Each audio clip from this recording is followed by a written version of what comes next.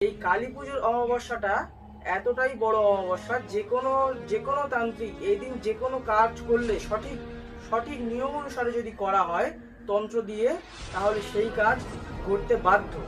তো এই দিন শ্মশান কালী চালান, কালী চালান, পীর চালান, কালীর উগ্রগতি চালান, কালীর উগ্রতন্ত্র দেবী চালান, সর্বপ্রকারের বিদ্যা এই দিন যক্ষ রক্ষ নাগ চৌষট্টি যোগিনী চালান, প্রেতাত্মা চালান দিয়ে মানুষ ক্ষতি খারাপ করে থাকে মানুষের।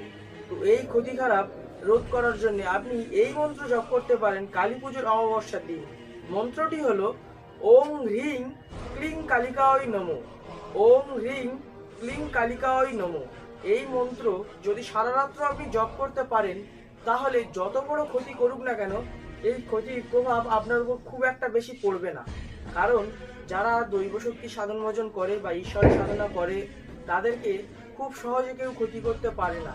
বা যারা ধর্মপথে থাকে, যারা সত্যের পথে থাকে, তাদেরকে কোনোদিন কেউ খুব ক্ষতি খারাপ করতে পারে না খুব একটা। হ্যাঁ, তবে গুরুবল হরণ করে দিয়ে ক্ষতি খারাপ মানুষ করতে পারে। মানুষের উপর তন্ত্রক্রিয়া করলে সেই প্রভাব লাগবে, কারণ সবই তো দেবদেবীর দোহাই দিয়ে সবকিছু করা হয়, তো করতে বাধ্য সেই জিনিসটা।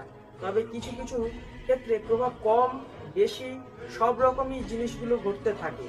তো এই মন্ত্র যদি আপনি কালী পুজোর দিন সারা রাত্র একটি প্রদীপ জ্বেলে নেবেন, নিয়ে একটা আসন পাতবেন প্রদীপের সামনে, রুদ্রাক্ষের মালায় যদি এই মন্ত্র আপনি জপ করতে পারেন 10,000 বা 1000 বা সারা রাত্র যত অসংখ্য জপ, যতটা জপ করা যায়, জপসিদ্ধি।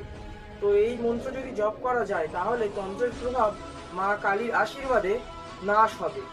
এই কালী মন্ত্র মন্ত্র এগুলো এখনকার দিনে কেউ ইউটিউবে এইগুলো দেয় না।